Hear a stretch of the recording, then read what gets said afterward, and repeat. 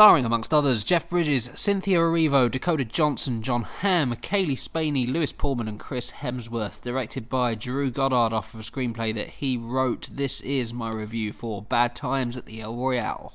So apologies that this is a lazy review. I feel like crap and have done for the past few days. Like, I've slept so much, so the thought of putting myself in front of a camera when I'm feeling like this is awful, but I still want to get this review out before it's too late. So I'm doing it like this, audio only, with a few pictures of whatever I decide to pop up. So yeah, it's not going to happen all the time. It's just a one-off while I'm feeling like death. So Bad Times at the El Royale is the story of 6 strangers. Each of them have a dark secret, and they all meet in a shady hotel on the California-Nevada border. That hotel is called the El Royale.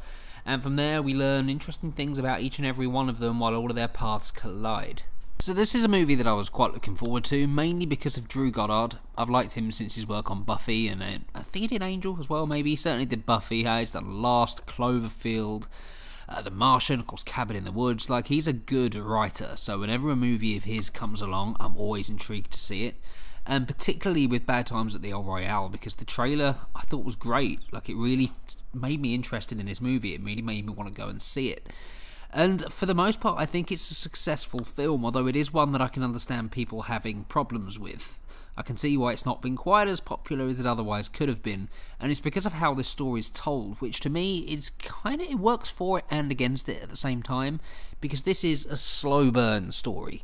And when I say slow burn, I mean really slow burn. Like, a lot of scenes take a long time to get through, and it takes quite a while before the plot really gets going. And as I say, there are times where I think that actually works in its favour. There's a few good sit-down scenes just between 2 characters chatting, particularly between Jeff Bridges and Cynthia Erivo's character. There's one where they're sitting there and they're talking, and the scene is really allowed time to breathe. We're allowed the right amount of time to get into these people's heads and to learn a little bit more about them. And there's a couple of scenes involving these 2 in particular that really, really work. But then on the other hand, there are some characters that aren't quite as successful, so when we have the scenes that not necessarily grind the plot to a halt, but certainly slow things down, it feels like they're slowed down.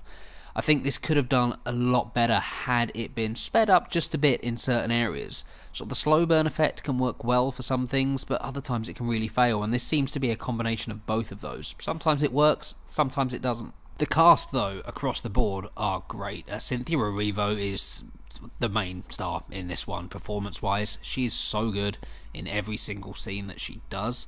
Literally every single one. There's a lot to her character, and she gets involved in some precarious situations as well, but the actress is able to handle them all absolutely perfectly, and it really makes that character one that's easy to root for and easy to watch. Jeff Bridges is awesome, as he always is. Like, he's got a kind of a dual personality going on here, so he's got one side that he shows everybody, but there's a hidden side to this guy. That works really well. There isn't really anybody I can fault. Like, I love John Hamm, always loved John Hamm, and he doesn't get quite as much to do here, but when we do have him, he's great fun. So is Dakota Johnson, I enjoy her. Yeah, there isn't anybody I think that's a weak spot in Bad Times at the El Royale. And I really enjoy the style that Drew Goddard's used in this movie as well. He really embraces the noir roots that this movie is based in.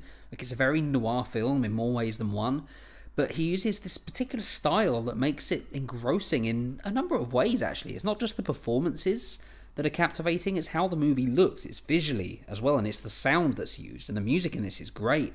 Whether it's sort of characters singing, whether it's the score of the film, it's all done really, really well. It looks like a very polished film. So on to the story then, and much like the style, where I said some things work and some things don't, that's the same with the actual narrative of this as well, because there are some really interesting things and really interesting characters, but it often feels a lot, at times, like Bad Times at the El Royale is trying to do a little bit too much. It's trying to have too much going on, and this story would have been so much better if it was simplified, if it was a little bit more streamlined than it is. And for example, when Chris Hemsworth's character appears, and he doesn't appear till right near the end, he is, to be fair, a bit of a scene stealer. Like, he's very, very good in the role. There's a great deal of fun watching somebody like Hemsworth play a role like this, but it feels very much at odds with what's come before it. Like, the movie takes a bit of a shift at that point. And I'm not saying it's a bad shift, I'm not saying that when he appears the quality dips, but it feels a little bit like a different movie. And it does lead me to think that maybe this is a film that's better on a rewatch. Maybe if you watch it a second time, you'll pick up on other things in there. It certainly seems like it's a movie that could benefit from that, but based on a one-time watch, yeah, there are certain things that I just don't feel needed to be here. Certain characters that are given moments in the spotlight when really it could have done without them for a large part. And there are certain big moments as well that if they are removed from the plot, I don't think it would have changed all that much about it. So overall, Bad Times at the Royale is a bit of a mixed bag, to be honest, but it is one that I mostly enjoyed. It's certainly one that I'm pleased I've seen, and I do kind of want to watch it again, because as I say, I do like the style, I do like the way this film looks, the way it's shot. It draws me in when I was watching it, and I like movies that do that. It's just a shame it couldn't have been a little bit tighter in the story department. So this certainly isn't as good as I was hoping it was going to be, but it's nowhere near a bad movie either. It's definitely entertaining. I'm going to give Bad Times at the Royale a 7 out of 10. Have you seen Bad Times at the Royale? If so, let me know what you think about it in the comments below. And let's chat about Drew Goddard's other work as well. What's your favourite thing he's ever written? For me, it's probably The Martian, but then he did do some good Buffy episodes, so that involves some thought before I could answer it. But yeah, let me know what you think. Do hit like and subscribe if you enjoyed this video. Apologies again that this was a faceless review. Normally I am on camera, although if you hate my face, then you're welcome, I guess. But they'll be back to normal as of the next one. This was just a one-off, so I can wallow on the sofa in my cold flu-like misery.